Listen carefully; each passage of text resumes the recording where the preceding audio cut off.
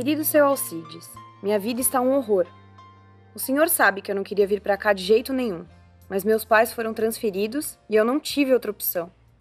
Para o senhor ter uma ideia, aqui não pega nem celular. Internet, então, nem pensar. Será que o senhor podia mandar uns livros pela minha avó? Ela vem para cá na semana que vem. Um beijo da sua leitora predileta, Luísa. Minha pequena Luísa, a vida no interior vai te fazer bem, tenho certeza. Uma menina tão bacana quanto você logo vai arranjar novas amizades. E o pessoal daí não quer saber tudo sobre São Paulo? Querido seu Alcides, outro dia fui comprar pão na Dona Maria e quase tropecei num frango que o seu Severino tinha deixado no chão. A Dona Maria pegou o frango que desembestou a cacarejar. Agradeceu muito e deu um pão para o seu Severino. Achei aquilo muito estranho. Trocar um pão por um frango? Vivo ainda por cima? Mas aí, a Dona Maria me explicou que eles têm um acerto. Em troca de um frango por semana, ela entrega para o seu Severino um pão por dia. Aí eu fiz a conta. Cada pão da Dona Maria custa R$1. No supermercado, o frango caipira sai por R$10. Ora, se um frango vale R$10 e um pão por dia, durante uma semana, no total vale R$7, o seu Severino está saindo em desvantagem. Só que o seu Severino me explicou que, na verdade, ele tem muitas vantagens nessa troca. O pão da Dona Maria é o melhor da cidade. E, além do mais, todo dia a Dona Maria leva para ele os restos das verduras e dos pães para as galinhas dele comerem. Aí eu pensei, puxa, as pessoas daqui têm outra cabeça. Como é que você explica isso? Minha querida Luísa, a vida em Piritipoca pode ser uma ótima oportunidade para você aprender um pouco mais sobre economia. Aliás, sabe o que significa essa palavra? A palavra economia vem do grego oikonomia, que é a junção das palavras oikos, que quer dizer casa, e nomos, que quer dizer lei. Significa a administração de uma casa ou do Estado. A economia, assim, pode ser definida de forma simples como a ciência social que estuda como o indivíduo e a sociedade empregam os recursos produtivos. Então, Luísa, veja só. Quando Dona Maria faz pão em casa para a sua família comer, esse pão tem um valor de uso. Ou seja, ele atende a uma necessidade. E quando Dona Maria faz mais pão do que pode consumir, esse pão adquire um valor de troca. Isso quer dizer que nenhum produto tem valor em si mesmo. O valor das coisas depende de vários fatores e varia de sociedade para sociedade.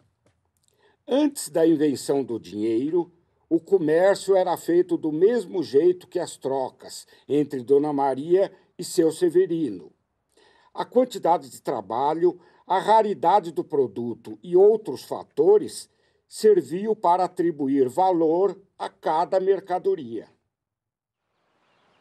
Querido seu Alcides, acho que agora já estou entendendo melhor esse negócio de valor de uso e de troca. Ontem, encontrei a Dona Celestina levando um pote de barro bem bonito para Dona Maria. Dona Celestina saiu de lá com um pão, e eu logo concluí que elas trocam potes por pães. A questão é que pão a Dona Celestina come, já os potes... A Dona Maria me contou que ela não sabia mais o que fazer com tanto pote. Afinal, aqui em Piritipoca, todo mundo já tem as cerâmicas da Dona Celestina. Então, a Toninha, sobrinha dela que mora na capital, perguntou quanto a Dona Maria queria por cada pote de barro. E a Dona Maria me disse que fez a seguinte conta. Cada pão vale R$1. Ela troca cada peça por 5 pães. Ou seja, para ela, cada pote vale R$5. A Toninha levou os potes para tentar vender na capital e colocou o preço de cada um a R$15. Sabe o que aconteceu? Como lá não existe cerâmica tão bonita quanto a da Dona Celestina, todos os potes foram vendidos em poucos dias. Olha só, Luísa, o que você observou é a relação entre escassez e excesso, que tem a ver com a oferta e a demanda de um determinado produto. Há excesso quando existe pouca procura por um produto que é muito oferecido. Por outro lado, há escassez quando existe muita procura por uma coisa que é pouco oferecida. Foi o que a Toninha percebeu. Ela conseguiu vender a cerâmica na capital por um preço maior, porque lá há escassez desse produto. Agora, Luísa, você já perguntou para a Dona Maria por que o pão dela custa R$1? Sobre o preço do pão, a Dona Maria me explicou o seguinte. Ela fez os cálculos com base no gasto dos ingredientes, ou insumos, farinha, ovos, leite, fermento, óleo, lenha e também com base no tempo que ela leva para fazer os pães, ou seja, no seu trabalho.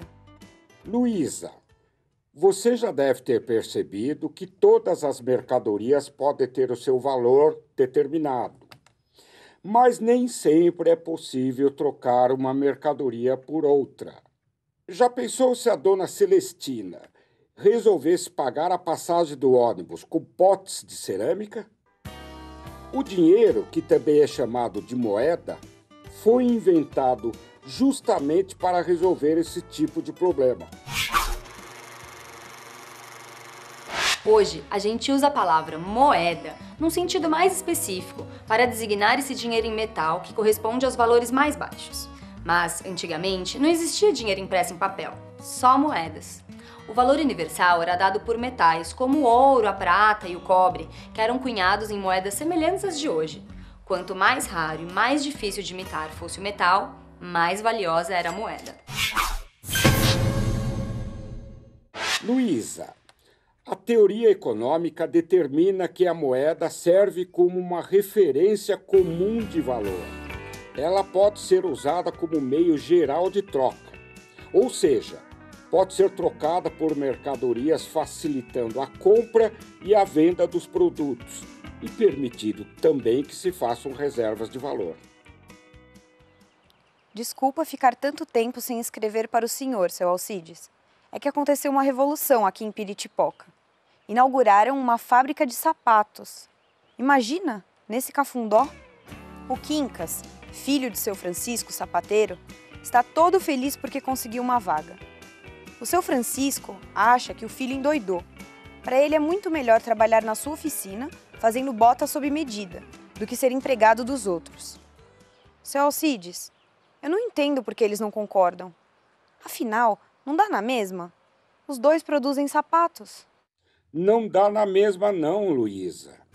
O seu Francisco é dono dos seus meios de produção, que são as ferramentas de sapateiro. Ele trabalha por conta própria. Já o Quincas passou a vender a sua força de trabalho para uma empresa, que esta sim é a dona dos meios de produção.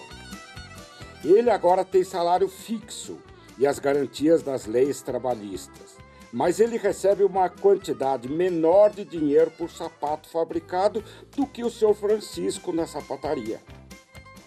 Tanto o lucro do seu Francisco como o da fábrica de sapatos são calculados pela diferença entre o valor da venda de cada produto e seus custos de produção.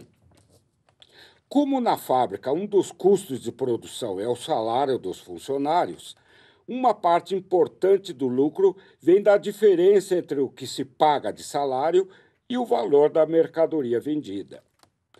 Portanto, quanto menores forem os custos de produção, maior será o lucro da fábrica. O seu Francisco não tem salário fixo. Se os seus negócios vão bem, ele ganha mais. Se vão mal, ele ganha menos. Seu Alcides, observando a vida de Piritipoca, ficou bem mais fácil entender como as coisas funcionam aí em São Paulo. Mudando de assunto, seu Alcides, acabei de ter uma ótima notícia. Vou passar as férias na casa da minha avó, pertinho da sua loja. O senhor sabe, Piritipoca é muito legal, mas para o meu gosto tem um excesso de potes e galinhas. e uma escassez de livros e bibliotecas. Bem que o prefeito daqui podia providenciar uma. Separa muitos livros para eu ler. E quando eu chegar, a gente pode continuar essa nossa conversa. Tchau!